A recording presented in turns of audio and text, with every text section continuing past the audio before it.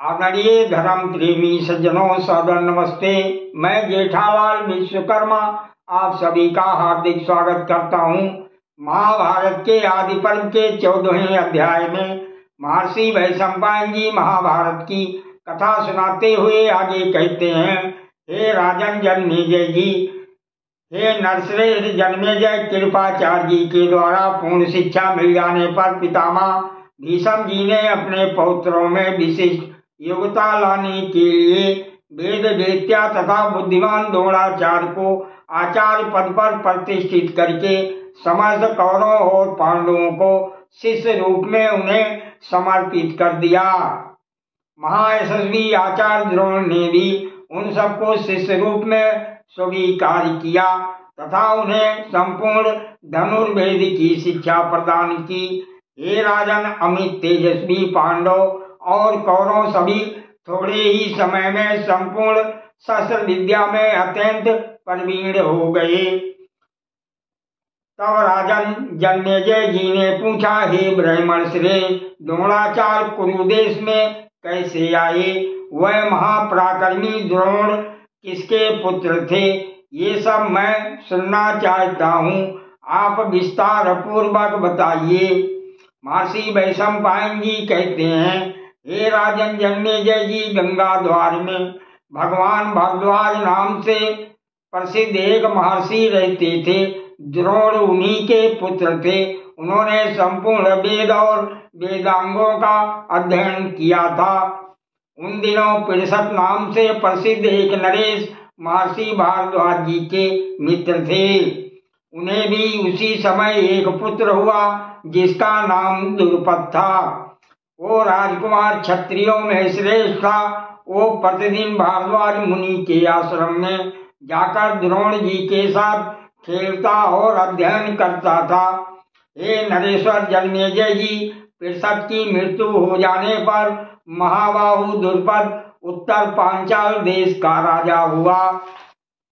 कुछ दिन पश्चात भगवान भारद्वाज भी परलोक वासी हो गए और बुद्धिमान द्रोण उसी आश्रम में रहकर धनुर्वेद का अभ्यास करने लगे।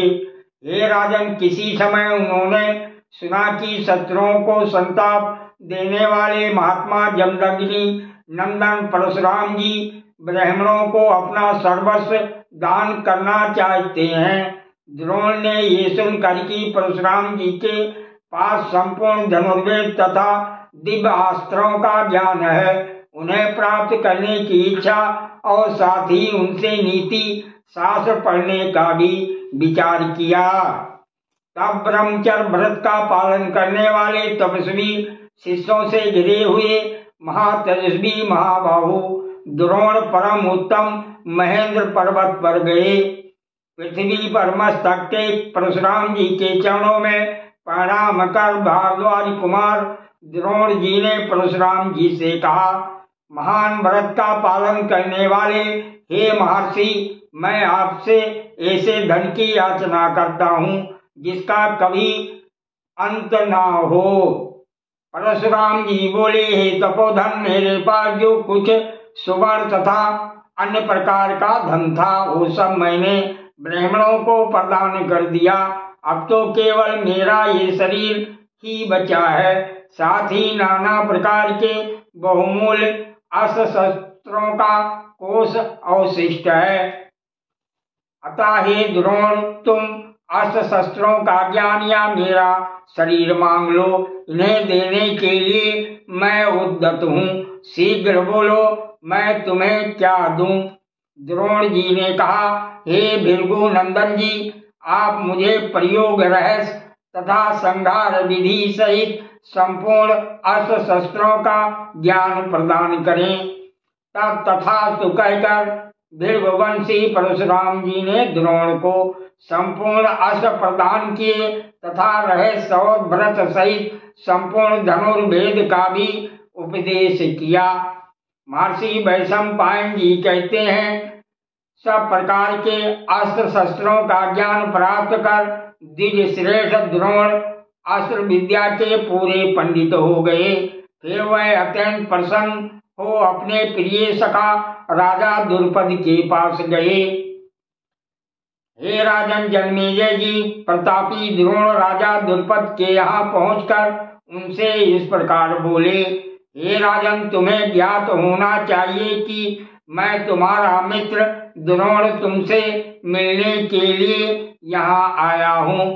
मित्र द्रोण के ऐसा कहने पर क्रोध और अमर्ष से उसकी आंखें लाल हो गईं। धन और ईश्वर के मद से उन्मत्त हो राजा द्रुपद द्रोण से यूं बोला। द्रुपद बोला, अरे मूढ़ अर्थात अरे मूर्ख, बड़े बड़े राजाओं की तुम्हारे जैसे श्रीहीन और निर्धन मनुष्यों के साथ कभी मित्रता नहीं हो सकती।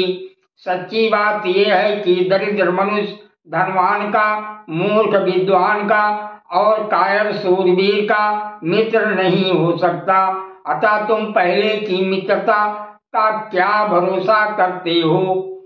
जिनका धन समान है, जिनकी विद्या एक सी है, उन्हीं में विवाह और मैत्री का संबंध हो सकता है। हिरीश पुरुष और दुर्बल में अर्थात धनवान और निर्धन में कभी मित्रता नहीं हो सकती। श्रोत्रिय वेदज्ञ का मित्र अर्थात मूर्ख का नहीं हो सकता। इसी प्रकार जो रथी नहीं है वो रथी का, जो राजा नहीं है वो किसी राजा का मित्र कदापि नहीं हो सकता। फिर तुम पुरानी मित्रता का स्मरण क्यों करते हो? सादर प्रणाम। जय श्री कृष्ण।